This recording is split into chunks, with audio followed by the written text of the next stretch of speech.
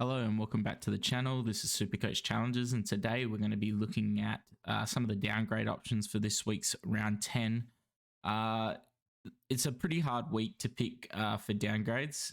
There's a lot of players that, or there's a couple of players that are on the bubble, but a lot of them are kind of really hard to choose between as to whether they got good job security, good scoring potential and stuff. I think for a lot of teams, the scoring potential might not be as big of a thing required for on field, but we really need money. Money is a big issue, and kind of getting that to start rolling for us has been a bit of a topic because we don't want more dead rookies on the bench, which is what we've been finding is happening with a lot of the rookies we've been bringing in. And now's the time that we really start pushing forward and upgrading. And if we have a dead rookie on the bench, it's really hard to get the money in. So, for those upgrades. So, what I like to do is I normally go to the players, and I don't filter. So a lot of people filter by less than 3 matches, which gets you anyone who's really played, under 3 matches. Because that's before they've obviously had their first price rise. I prefer to, and especially with the sub this year, I prefer to kind of filter to a price and then go off that, because there's been a lot of players that actually have reduced in their price due to subs. And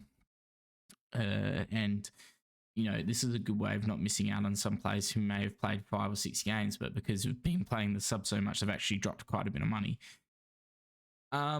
And I guess, the main thing we're looking at with this right now is, well, what do we want? Scoring potential, job security, and, with the scoring potential, I guess it's getting those points on field that you need. So before we start going through this, I'd just like to ask if you could like and subscribe. Obviously, really good for us creators, and it's free for you to do. So if you can just hit the subscribe, hit a like, it'd be good. Shows that the content is valued. So anyway, going back to the video. So I guess what we kind of do is we can probably pretty quickly get rid of a few plays that we might not like. So the price range of above 200, I mean, there's been quite a few plays discussed, I would say. And yeah, I think you're probably not wanting to bring guys in around the 250 because, unless they are scoring the lights out, it is probably going to be pretty hard for them to get a bit of, a good price rise.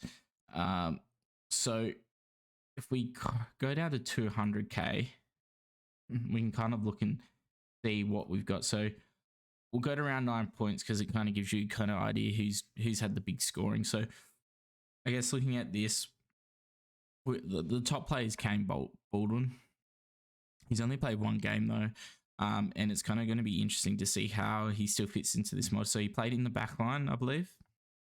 It's kind of going to be interesting to see how he'll fit the mold at Essendon once they do have some players come back. I mean, at the moment, Ridley's out, and a few others, I believe.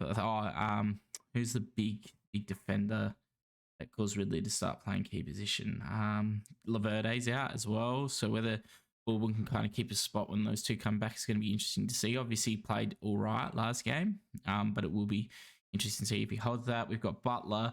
Don't know much about him. Hawthorn, it's kind of a bit of a red flag playing for Hawthorn at the moment. It's really hard to pick players who are playing for Hawthorn, because especially guys who've only just come in, because Sam Mitchell's made it pretty clear that with players, they're going to shift the team around a lot to try and figure out, who's the best fit. And yeah, it kind of makes it hard to bring in Hawthorn players, especially ones at elevated prices like Butler is. I didn't watch much of his game. There hasn't really been much spoken about him, but at 200K, there's probably some other better players we get into. At the moment, they're not there because, I filter the price out. But I don't look, honestly, and I'll probably go into this a little bit further. I'm not sure the guys above 200K are really worth it. I mean, a lot of people have been talking about a few of them being Bailey Humphrey and Aaron Francis, and we'll get into talking about why I don't think they're um, an extremely amazing pick a little bit further on into this video. But for now, I'll go through the guys for a bit lower price. So Butler is around that 200k mark now. He's coming off a really low score. I'm not sure whether he played. Did he play sub in that first game? Because 7 is not great. He must have played sub. Yeah, 43 minutes. Looks like he would have been the sub that game. So the 68 is quite a good elevated score. Now his break even, I would have to assume, is in the 30s to 40. So if he scores a 50 or 60, he's probably only going to go out 10k. So maybe you could wait till next week. I mean, if you're thinking about Humphrey, then Butler can go like a 70 as well. And this week, I mean, surely Butler would also be at the front of your thoughts. The only problem is he also does play West Coast this week. So, as I said, I'm not really sure about Butler. I didn't really watch much Hawthorn. I don't really follow their games that much, to be honest. And this is going to be a pretty interesting game against West Coast, but you think it's a bit of an easy game and maybe be able to score well again. Now, Harry Sharp's a very interesting one that a lot of people have been talking about. He's averaging, obviously, the 54. He's come off a nice score of 68, sorry. And it's going to be interesting to see whether he can keep his game. He's got good job security and keep his spot. So if we look at this, and probably a way I'd look at this is kind of looking at the injury lineup, injury list for the AFL, and kind of have a look at what Brisbane's got on there. So if we look at Brisbane, they've actually only got 2 people on there, being Rich and Carter, which to me says that if Sharp's playing now, it kind of bodes well for him. That also does mean that there could be a few guys in the VFL team that are biting at the heels to get in as well. From what I've heard, Sharp's a 3-year player. He's quite fit, so it's probably, and he does make Brisbane look quite quick. So maybe it's someone they want to try and keep in there. Just thinking about Brisbane's team and how they line up, I think he might have lined up on a wing, maybe forward line, but he also has quite a good matchup against Gold Coast. If he's playing the defense and we're thinking Rich is going to take his spot, like Zorko isn't on here, but I thought he did get subbed out, I thought. Interestingly, if Sharp keeps his position this week and Rich were to come in, but I don't think he is coming in this week, which makes it hard. Like if Rich was getting selected and Sharp was still in, you'd probably definitely go Sharp. But you kind of get a little bit out of doubt with that Rich not back in the team. Sharp is on that like borderline of being in the team, which also makes him kind of a sub risk. But he probably does have decent scoring potential by the looks, and he's got Gold Coast. I'm pretty sure Brisbane have a decent run. Adelaide, so Adelaide's probably going to be a little bit hard, but Hawthorn should be an easy one. And then they play Sydney, who are very injured at the moment. He has previous score of 51 against them. And also St Kilda, Richmond, and West Coast. So that's like a really nice lineup till round 16 or round 17, and then you can probably have enough money out of him to trade him. I think a lot of people will want to try and will try and flip him by the end of the buys. So round 15 might not also be that bad a price, but interesting to see if his job security holds. Next is Weddle's an option still. So a lot of people. So the thing is, right, this year, probably a thing that's kind of been a bit of a theme is that we've kind of had to wait on these rookies even after like their second game to kind of see if their job security is still going to be there. For some reason, it's kind of felt like we're going early on guys who are even getting to the bubble and being named. And I think like with Weddle last week, a lot of people kind of worried about his scoring potential. He kind of looked a little bit like shaky as a player as well. You know, he went 38 and then 54 last week. So that was a little bit better, but like we've seen the rookies kind of bob up and down between those 30s and 50s. But I think seeing the 65 did help give a bit more, a bit more confidence to coaches in picking him. And with the West Coast lineup as well, that they're against. The fact he's got a break even of -23, And, 44 is going to get him a 30K rise. If he goes like a 60, he's getting what, to 200 and something, maybe close to 210. So, quite good money. If you went on him last week, you'd be very happy. But I still think he is one of the better prospects this week, just based on the fact that it looks like he'll keep his job in the lineup. Moving to Francis Evans. So the problem with Port is they do have quite a few injuries. And I think guys like Ollie Wines are starting to ramp up. So Dixon's a test. Fantasia's 2 weeks, but I don't think that... Oh, no, that probably does affect him. Georgiades is out for the season. And then Rioli could be back soon. So I'm not sure whether this kind of timed with... No, it didn't time with Rioli, did it? Because he played in that Essendon game. But in a way, it kind of did. So, because he was a sub those first 2 games, and then now he's gone in against North. Had a 64, which is good, but I mean, it's against North, so what can you take out of that? And now they got Melbourne, and I think like Port have... Oh no, after Melbourne, it's not too bad, but Willie Rioli's probably coming back, and then Evans probably goes. So whether you want to keep him, maybe not. The Wago, Paul Uia, we'll say Uia. Haven't watched much of his game, but I feel like he's gone under the radar a little bit. So he played in round 3 and 4 and was dropped for round 9. Now, if we look at Gold Coast, I think that he is probably out of the team again. I believe that Ainsworth is back and Holman's back. That's 2 players that need to get back in. Then, I mean, Tuke's out for a while, and by the sound, it's going to be probably a bit longer than we first expected, but that's more of a midfield thing. And then Weller's also 2BC, so who knows how long that's going to be, but it could be that he goes out this week. Now, if he keeps his spot, he's probably an option, 188K, but, I mean, and he's got the good buy as well, so that is something to think about. But the problem is that, at that point, you might as well go Humphrey, I guess. I mean, midfield, so he's got a better role and probably better job security for another 13, 12K. Yeah, probably a better choice. Next, Ollie Lord. So kind of the same position as Evans, but, at a more expensive price. Probably one of the reasons you can't really go him. But he's looking at a nice cash rise this week. What's the cash rise looking like? It's only 20K if he scores 41, so it's not that great. But, he's got the nice defender forward like swing, so that's nice. But at the same time, probably would just go Evans, to be honest, if you're going to pick the 2. So probably one that's going to be missed. I mean, Evans is only in 0.7, but I guess that's probably because there was better downgrade options at that time. The Angwin's 170. He seems to be keeping his spot. Now, I don't think GWS do have quite a big injury list, and Cummings out now, but Green is probably back. But Green will be playing forward, so I think Angwin's been playing on the wing, but whether they kind of reshuffle their team so that maybe O'Halloran gets to that wing, I'm not sure.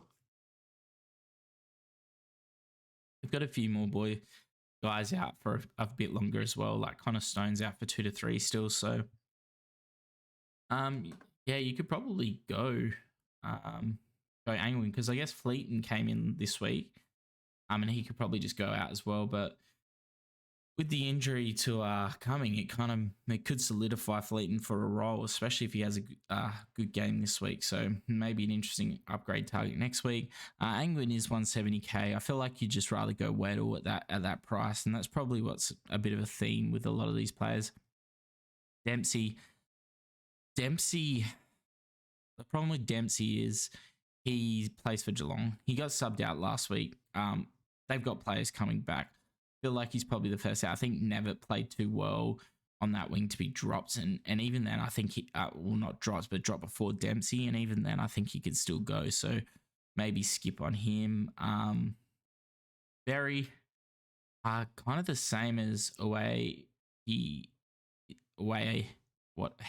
so I'm sorry for not being able to pronounce that. The way you go.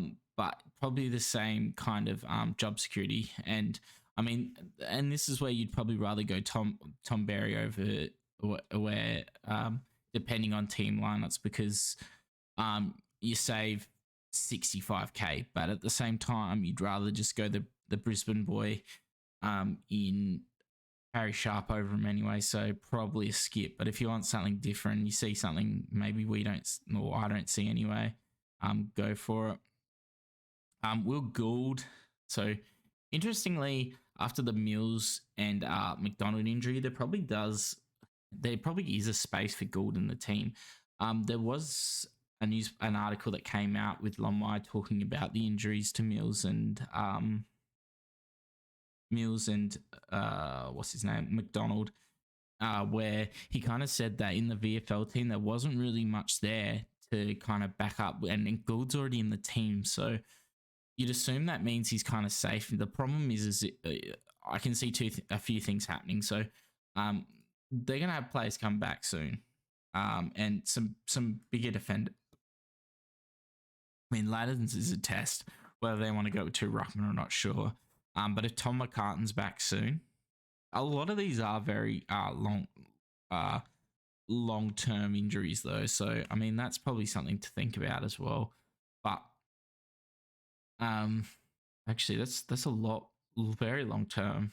Like he could, yeah, as I was saying, Gould could actually have really good security. Now, the problem is if Tommy McCartan comes back and Gould gets started to get played up forward or something like they were doing with Francis, that would really hurt. But maybe they'd move Francis first and then Gould would move into his position. I don't know. Sydney's got a really weird kind of like backline going. They've got a lot of guys who love to play that seagull and run off the backline type of setup, whereas not many big key defenders with all the injuries they've had. So yeah, I think that Gould's probably got good job security though. And he's kind of being overlooked a little bit because Sydney would never play him, but he's been a guy that like, you know, this is the first year I've been doing videos, but it's been a guy that's been talked about for a long time in the Supercoach realm. So young South Australian boy, was kind of annoyed the Crows didn't get him at the time, but yeah, I think Sydney are going to have to play him with their injury list, so could be a decent rookie. Cadman, I don't think you. Sorry. And going back to Gould, I think the problem with him as well is that he doesn't have the greatest scoring potential, so that's something to think about. Menzie, I probably wouldn't touch him. He has gone up 45k, but what's Essendon's forward line like? I think it's real. Like, what's their injuries looking like? Injury list. Yeah, they got a massive injury list. Now Nick Cox could be back in 2 weeks, but the rest of them are pretty long term by the looks. So, maybe that means. Does this mean that? Oh no, Ridley is back. That's annoying. Maybe should have held Ridley. Doesn't matter. Yeah. I mean, Menzie's that key forward, so the scoring potential isn't really there. I guess by the looks, the job security is, so maybe you could play him. Let's have a look at his scores. He's gone up 45k already. 68, 58. So he started well, but that was when Essendon were playing really well, and then it's gone 19, 40, 20, 42. Break evens at what? 52. So he's probably going down money, so you could wait on this week if you really want to Jai Menzie. But I don't think you will. So we'll just go on from him. Cadman, same issue. The bloke's a key forward. He started at 53k higher than this and he's gone down. He's probably going to be a rookie option next year, but I don't know. We don't love playing key forwards, do we? They never really work out. I mean, it's taken a long time for even Ben King to get to, you know, not that rookie status. And how long's he been in the league? So DWS, they're a good team, but they've got a good midfield, but I think there's a lot that needs to be worked out with their structure down back a little bit and up forward. So especially when guys like Taylor are out, I feel like it really hurts their structure. And then following down this, I just don't think anyone. I mean, actually, sorry, there are 3 players even. So, Sitzers, I'm not going to talk about. He was sub. He just seems to be way back in the pack. These two. I think O'Donnell's one game just to cover him. I I'm unsure he gets a long run, but you never know with Law being out. Now, Drury, so if you went early on him, you'd probably be a little bit annoyed. He's in 32% of teams. That is outrageous. So is that 32% before this week? So a lot of people went early on him. 32% went early on him. That is wild. Oh, I assume a lot of people started him. So he had a decent score of 51. Then he had 17 against Port. And now they've got Sydney, who are probably an easier matchup, but are quite a defensive matchup. And then Collingwood Essendon doesn't seem good. GWS, an easier game, but then Bulldogs Adelaide. That's rough. The good thing about Jury is he is a low price, 102,400, so minimum price. And we'll get back to this, but this is where I kind of think that, like, if you're going to go for a guy like Bailey Humphrey or Jury plays this week, and he scores a 25.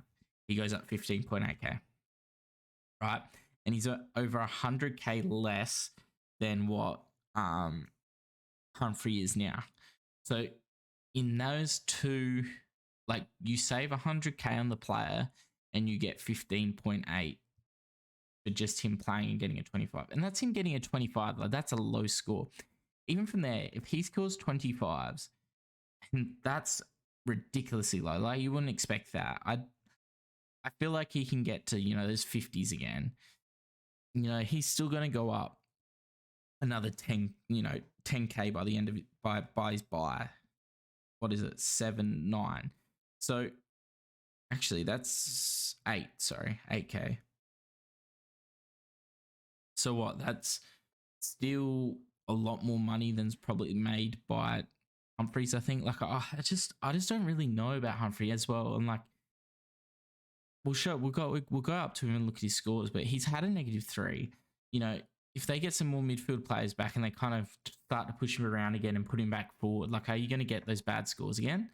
And then you get and then he starts falling money. Like, you get 100k just by going to Drury, just by picking Drury over Humphrey. And at the end of the day, if you're going to have Drury on the bench and you're going to have, like, the only reason you're picking Humphrey is if you need him on field, like, and you think he's going to score well on field. But if he doesn't, then just go, and it's not needed, then just go Drury. Like, I don't know. Humphrey has the good buy, I guess, and that's probably something that a lot of people are thinking about.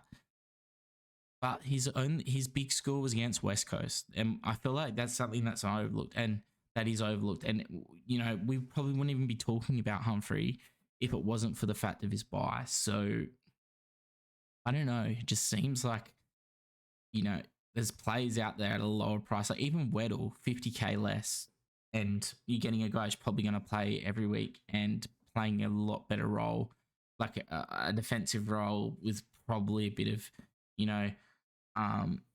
rebound potential. Like, I know that the midfield role is there for Humphrey, but I'm just uncertain about it. And this is also why I don't go off the 3 games, because Vitel's here. If Vitel gets named, and this is if he gets named for St Kilda, I don't get what St Kilda are doing with Vitel.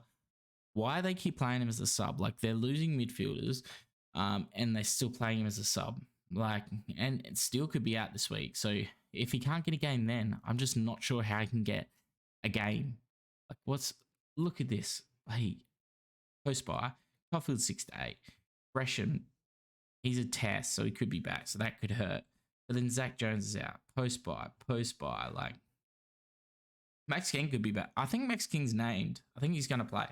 So that's good for them. But still's on a test, and I reckon he's got an issue with his knee.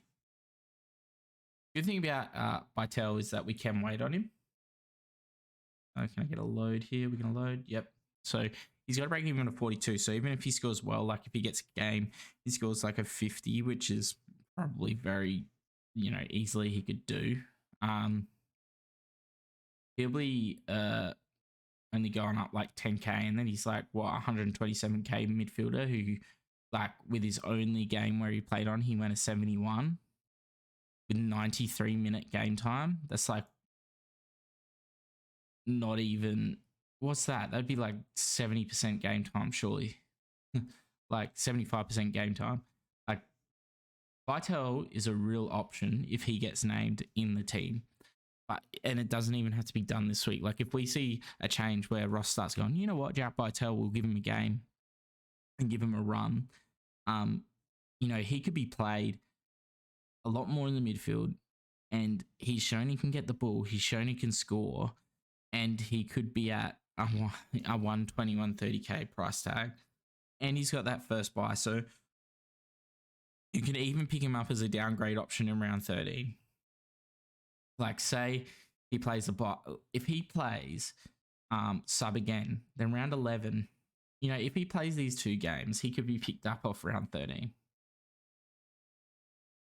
Like even here, this is with projected scores. I mean, he goes up a little bit, but it'd still be a very nice price. And look at this high score against Hawthorn. 1 game against them last year had a 91. 1 game against West Coast had an 89. Like he can score. It's just he's not getting given game time. I'm not sure why, because I think St Kilda could use a midfielder like him. I mean, guys like that. I mean, their midfield's not bad, but I just feel like Vital could be really nice on the wing or something like that. But anyway, Jai Clark is another who looked really, really good when he came on as a sub. Like he went straight into the middle, got the first clearance pretty much. Well, got close to it, I think. And then he kind of looked he looked pretty electric, but problem was that he kind of, he plays for Geelong. He was the sub and Geelong had players coming back and he would have to beat out guys like Nevitt and stuff like that. So I think he's probably a miss as well, especially at the elevated price. One to watch is George Wardlaw. A lot of the reports say he's a bit of a freak, and with North having so many injuries, he could be into the team. I guess 190K, you probably want to wait and see on that, but yeah, looks to be good. Now, if we go out to 50K, there's a couple more players that people have been talking about. So Bailey Humphrey, obviously, but the 117 did come. Now, did come against West Coast. He's got a kind of hard matchup against Brisbane. A 52 is getting you 50K though.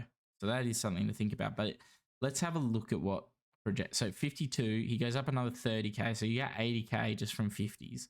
Then it's, then he starts losing money. With the new role, you probably would expect he'd probably go better than that. So he probably can make 140K.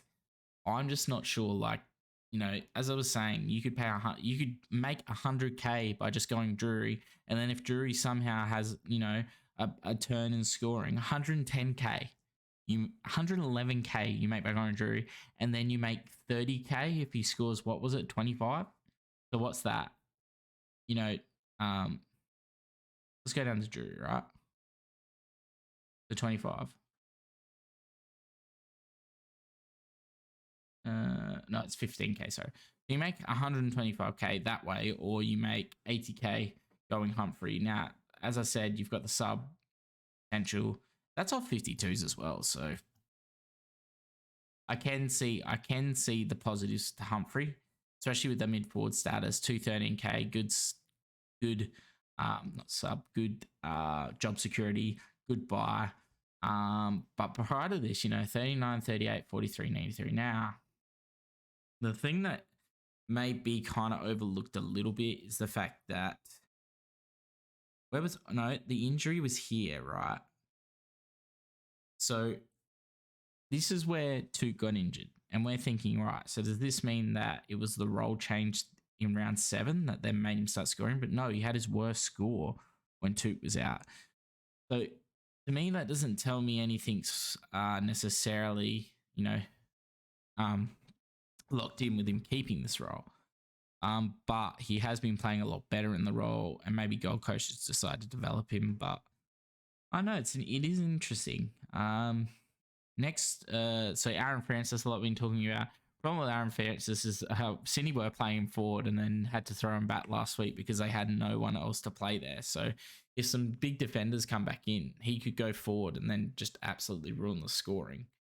And at the elevated price, is that worth it either? I mean, yeah, if you knew he was going to have this role, you'd definitely go it. But yeah, hard one. Patrick Parnell.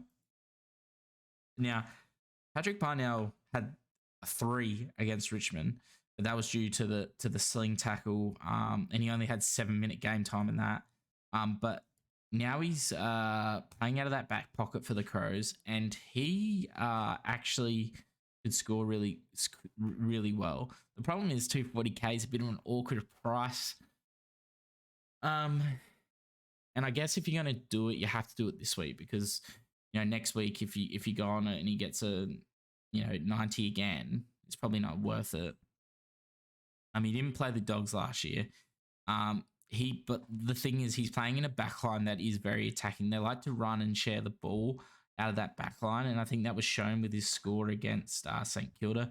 St Kilda, though, do allow for a lot of easy scoring from defenders, I believe. We can find... Who does St Kilda play? Someone bad? GWS. Oh, where's a GWS player? Well, he's a forward, so it's not going to work, but let's have a look. Defender. GWS. So, what's GWS got? So St Kilda are 17th ranked for scores against defenders, so I guess that's something you kind of have to keep in mind as well. With Parnell's score, it's like quite easy team to score against as a defender. But I do like it, and I think his job security is pretty sound. Like, I don't think the Crows are... I mean, the Crows have one of the best injury lists in the AFL. Well, prior to this, but he was playing with Downgrade. I mean, McPherson wasn't playing in the team, but he's out for 8 to 12. Strawn is a ruckman. Taylor, well, he's out for 11 weeks anyway, so it doesn't matter. But the only guy that's coming back in is Downgrade, and Downgrade he was playing with anyway. So the problem is Nick Murray, I guess. That is who he came in for, technically. And the injury wouldn't have kept Parnell out for that long, so I guess job security is a little bit of an issue now that I think about it. I was liking the Parnell pick. Yeah, I mean, I was liking the Parnell pick because I thought the scoring potential is there, but the problem is he is 248k, so it's not really worth it, especially when you just go Bailey Humphrey or something like that over that. But it would be an interesting pod, if you could say anyway. And then looking down here, Rotham, just don't think this is an option. Plays for West Coast. I wouldn't want to be anywhere near West Coast players, to be honest. Like, we can see from his previous scores. I wonder if his defensive role changed at all from round 7. That's why these 2 elevated scores have come in. Like, they didn't play well against Richmond. Has he been played as a forward? I feel like he was played as a forward. Let's have a look at DFS Australia. I thought Rotham was a forward for some reason. Because if he's changed roles, it kind of makes it a little 247k though. You don't want to touch that, but I'm interested to see. Here, I really don't know how to work around this. Player summary. That. All right.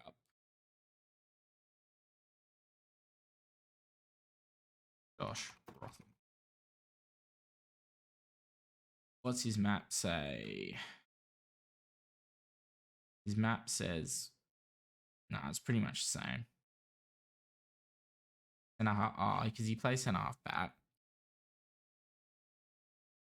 What this would be, yeah. He had 6 disposals in that game. That's a shocker. Yeah, don't worry about Josh Rotham. You don't want anything to do with him. Bobby Hill, the fact that he's got a 3-round average of 39 playing for Collingwood says a lot. So I think you can forget about him as well. And Arthur Jones, now this is actually kind of interesting because he looks like he's just going to keep playing. 215k, 92. He scores a 51 and goes, 51 the next 2 rounds. He's going up another 60. Probably not worth it. Dogs don't have a good buy either. It's where we've got a lot of players, and he's a small forward. It is Indigenous round though, so and normally a lot of those boys really love to turn up for that because it's a really important round to them. So it is kind of an option there, but at the same time, I would be probably just giving that the skip. And then there is Nevitt, who had the 71. Problem with him now is job security. I think it's 60K, you could take the risk because he does seem to have quite good scoring potential. I mean, he played a sub in that first game, then went 46, 72, 71. Fremantle are actually quite good to score on, and GWS will probably be also good to score on. So it's whether he keeps his spot, I guess. And then you got like a Rasmus Day.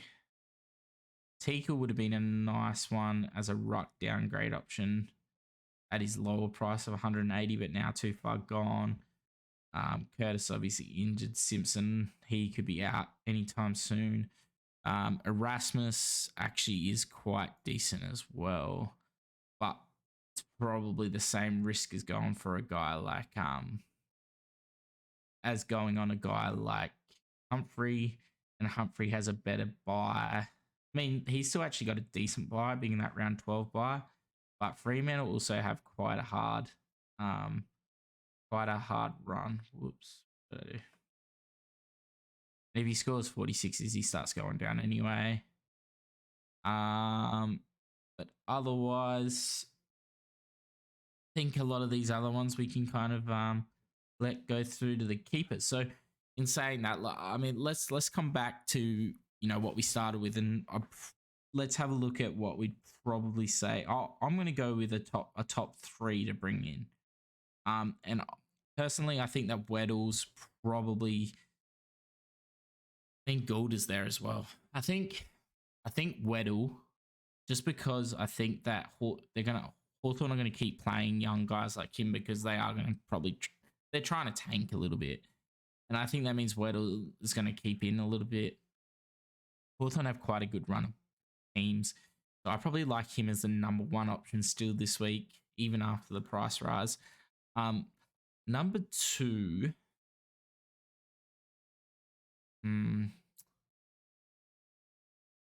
I think is it's a really hard one. I think Gould, just because I think he does have job security. I could be wrong. Sydney could bring some players back and he loses it all, but I just think the job security is quite decent. Actually, sorry, if we're going to go on job security, then I'd go Drury. I've totally forgot about Drury. Drury would be number 2, 102K. That's the money grab. He should actually be all right for job security because North had like 6 injuries on the weekend. But you could see him go out, this weekend. With that low score, North could get belted a bit, so the scoring potential isn't quite there. But if you just needed a downgrade, he's going to be on the bench. He might play through the buys, but he does have a bad buy. So I'll still stick with him as the number 2. Number 3, I think I'm going to do I'll do a top 5 actually. So I think 3, I'm going to go with Humphrey just because he's going to keep playing and he'll get you points over the buy. I think that Drew's going to be higher than him because you can save 100K just going to Drury and use that money on someone else. So I think that's why I would probably go Drury over Humphrey. But yeah, Humphrey 3. And then going down, I would go number 4. I would probably go Gould because I think he has job security. The scoring potential hasn't quite been there, but I think that with Sydney's injuries, they're going to have to play him, and I don't see him being moved forward necessarily. I think he'll play defense, and I think if he gets a bit more confidence up, we can start seeing some bigger scores from him. Number 5, Sharp. So Sharp's the high risk, high reward play. He's the 123K play. We don't know about his job security, but he seems to have the scoring potential because if Rich comes back next week and he's still in the team, then you've probably hit gold there. Off the back of that, ones to watch, Jack Bytel. Jack Bytel, Fleeton for next week. And then who else? Yeah, Jack Bytel and Fleeton probably. They seem to be the 2 that you really want to watch at the moment. Nothing else really here. I mean, McHenry's probably going to go down more money because he keeps playing his sub. He's got a 97, so you could go down more, and he actually could be a downgrade option if, because I think if the Crows get an injury, especially like a small forward, so say like Rochelle does an injury, or um what's the other bloke's name? Rankin. If one of those two do an injury, he's probably first in, and if he's down below 200k, could be an option, to be honest. So yeah, hopefully that's given you some insight. Obviously a bit of a long video here, but I kind of wanted to really go through these rookies and kind of discuss what I thought about them, because I think that it's quite hard to kind of look at this and go, who are we going to pick? Because job security isn't great on any of them. Scoring potential isn't great on any of them. We've got elevated prices. We got guys on the bubble, but the job security isn't there, or the scoring potential isn't there.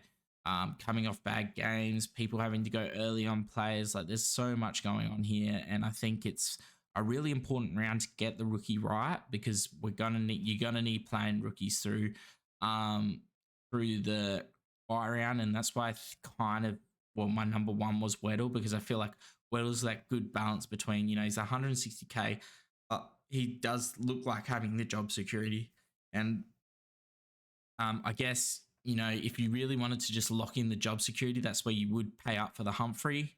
And then if you want to go the riskier option with the high risk, high reward, better money at the start, then you would go the Jury or the Sharp. So hopefully, yeah, that kind of helps you out. I guess Erasmus is also kind of there as that a little bit more expensive as well, because I think he's kind of locked in that position unless Matthew Johnson comes in this week and takes that spot. But I think he's been playing well enough that he doesn't. The problem is obviously the fixture going forward. So yeah, hopefully that was helpful. As I said, kind of at the start of the video, give us a like and subscribe. Really helpful for me to be able to know that obviously this is good stuff for you to be watching, and you're getting some good information out of this, and it's helping you kind of make your decision on who you might pick to downgrade to. Good luck on the weekend. Hopefully you have better luck than I did. I went Mills in my main team this week, so that was great. Just trying to take a risk on a pod, and absolutely backfired. I figured out if I actually didn't make any trades, I probably would have. And it seems to be a little bit of the thing the past few weeks. If I didn't make any trades and just took like the emergency on Mitchell, I would have got 70 more points, saved a trade, and also money, 50k. But no, those things happen. That's why we love this game. That's why it's so hard, and that's why we all work so hard to get the right plays in at the right time. So good luck this week, and we'll see you in the next vid. Cheers.